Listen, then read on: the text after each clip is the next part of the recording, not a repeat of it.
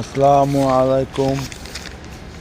বাংলা লোক YouTube channel থেকে আমি মঞ্জুরুল ইসলাম সহিহ মুসলিম শরীফ হতে 727 নং হাদিস পাঠ করছি।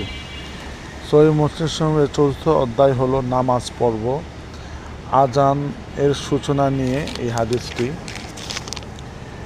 ইশাক ইবনে ইব্রাহিম আল হানজালি, মোহাম্মদ ইবনে রাফে এবং হারুন ইবনে আবাদিল্লাহ রাদিয়াল্লাহু আনহু আবদুল্লাহ ইবনে উমর রাদিয়াল্লাহু আনহু থেকে রেওয়াত করেছেন যে তিনি বলেছেন, মুসলমানগণ যখন হিজরত করে মদিনায় এলেন তখন তারা একত্রিত হয়ে নামাজের সময়ের জন্য অপেক্ষা করতেন।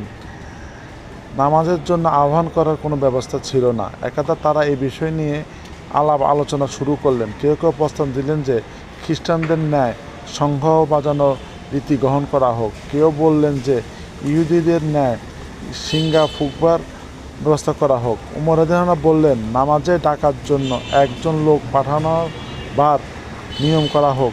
রাসূলুল্লাহ পাক সাল্লাল্লাহু আলাইহি ওয়াসাল্লাম বললেন, বরং বেল্লাল, তুমি উঠে নামাজের জন্য মানুষকে আহ্বান করো, অর্থাৎ আজান প্রদান করো।